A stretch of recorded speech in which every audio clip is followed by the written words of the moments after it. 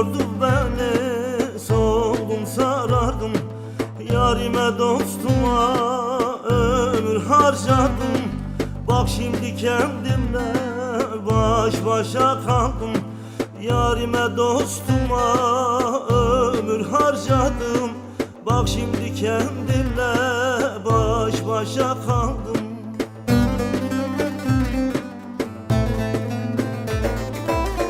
Eskisi gibi değilim artık, soğudum herkesten, usandım artık.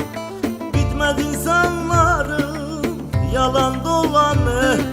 Çekildim kenara, yoruldum artık. Eskisi gibi değilim artık, soğudum herkesten, usandım artık. Bitmedi insanların yalan dolanı. Çekildim kenara, yoruldum artık.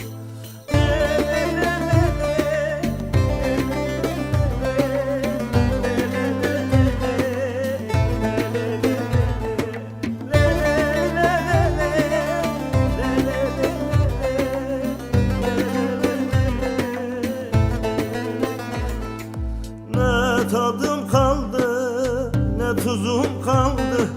Sanki yaşamaya heves mi kaldı? Böyle bir başıma daha mutluyum. Yol verdim herkese, derdim azaldı. Böyle bir başıma daha mutluyum.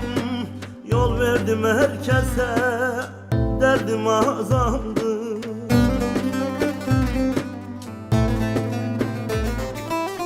Eskisi gibi değilim artık, soğudum herkesten, usandım artık. Bitmedi insanların yalan dolanı. Çekildim kenara, yoruldum artık.